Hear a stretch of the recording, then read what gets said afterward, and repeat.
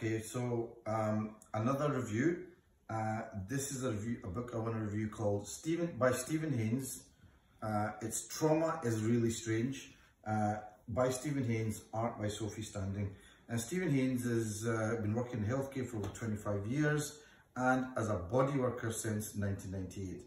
So it's basically about understanding the science of trauma and pain and how that approach has been transformed in terms of healing people in terms of their trauma. So trauma is very much a buzzword now. Trauma has always been known as something that was physical, but now people are talking about trauma and mental trauma. And essentially what the idea of mental trauma is that things happen to people, but people take on different meanings about what those things mean to them. Somebody can get punched in the face, that can be very traumatic on an emotional level, but somebody else can be punched in the face and he's a boxer and it means nothing. So different trauma can be different for different people. Now, Trauma is Really Strange is really good because it's basically like a comic book. It's graphically illustrated, and a lot of the ideas are sort of taken on. This particular book, I would say, is really more of an introduction to the idea of trauma. So if trauma is something that you're interested in, you want to know more about, yeah, I think it's probably a good start. Some really good bits in it, and one of the things is talking to you about trauma and how people get disconnected. So the idea is that people get dissociated because after a while trauma becomes too overwhelming. If your brain can't handle it and you can't really make any meaning of it, you become dissociated and you literally don't feel your body. You feel outside of your body. And this is why people often talk about issues with their body and not being able to, I'm not quite here. And, so this kind of discusses that in a sense of pictures, but it will also talk about how you can get out of it. And the idea is about releasing ideas. And he has a good sort of acronym. I think it's OMG, which is not oh my God, but it's OMG is orient, move, and ground.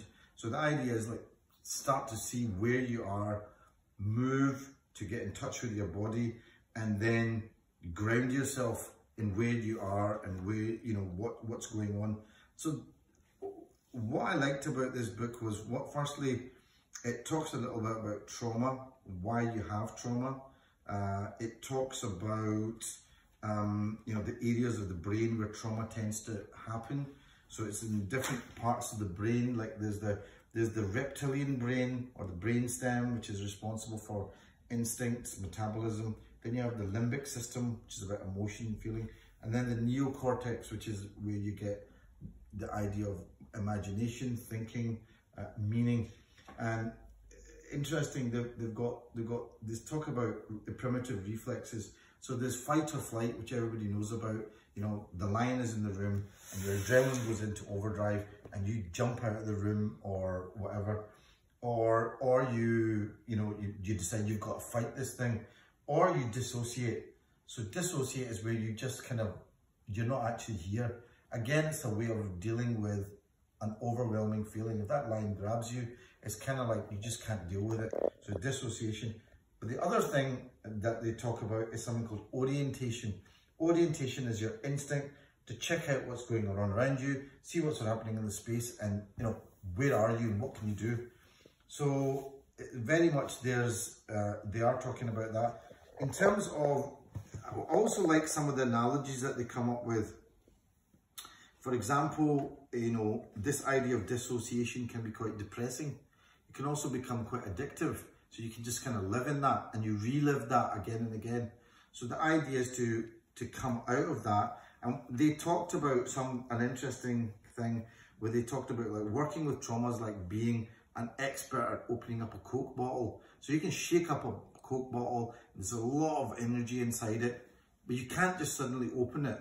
You've got to have a little opening, let stuff come out, let the air come out, and let things settle. So the another point that comes out is that working with trauma has to be slow. You have to take your time. It can't happen overnight, and it's a gradual process. And I like that analogy of the Coke bottle. So there's some good things about this. Also, he talks about, you know, the idea of shaking, which is another idea that I've kind of become more aware of. This idea that you can actually literally shake trauma out.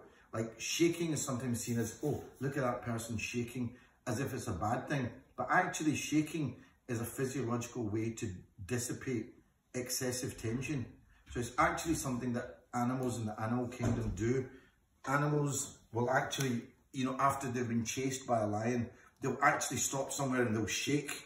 And he kind of does describe that. And then they'll be fine after that. They don't go around with trauma. They don't go around with, oh my God, I was chased by a lion. But they actually literally shake the tension out. So the shaking is actually a physiological thing. So this is where I think the science of trauma is developing now. That there's something in the body that is beyond our memories and ideas, that actually you literally shake this trauma out, which is kind of interesting. And there's loads of other books that you can look at that will actually go into that a bit more detail. Things like The Body Keeps the Score, Waking the Tiger, Healing Trauma, An Unspoken Voice, How the Body Releases Trauma and Restores Goodness. So there's this idea that, you know, you kind of have to reset these emotions. It's not about remembering what happened, but it's resetting these emotional responses. And part of that is this idea of somehow shaking and physically getting rid of that. So this is why I think what they're saying is, look, in anybody that thinks that this trauma or post-traumatic stress disorder, which is again part of the whole spectrum of chronic trauma, what they're saying is that movement is really important, and having some kind of moving discipline or physical discipline.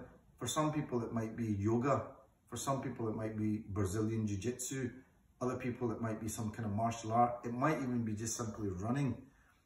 It's about actually, that's really important. It's about orientating yourself and somehow regulating this emotional response. So that's what they were talking about. And yeah, and I think also just recognizing that people have this kind of trauma or stress.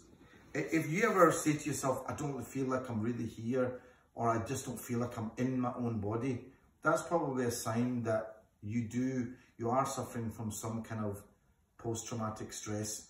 It's not something, and the other interesting thing, as he said, was it's not something that you necessarily can understand. And it's not even a specific event. You might never know what the specific event was that caused the stress. It could be done cumulatively over time. It's also, what he says is, you might never know what it was. It could be birth trauma for all you know. Nobody can ever say, oh, it's this event. You know, it could be anything. What he deals with is the effects of dealing with the emotions that come with the trauma, and almost dealing with it in a physical way. Anyway, so that's a really interesting book. Like I said, Steve Haines, illustrated by Sophie Standing. It's called Trauma is Really Strange. It's a good introduction to trauma, and I think learning a little bit about trauma. So, because, you know, and you can literally read it in about half an hour. Okay, hope you enjoyed that. And like I said, you can actually look at our website, www.traumaisreallystrange.com. You can have a look and see some more information. Okay, thank you. Bye.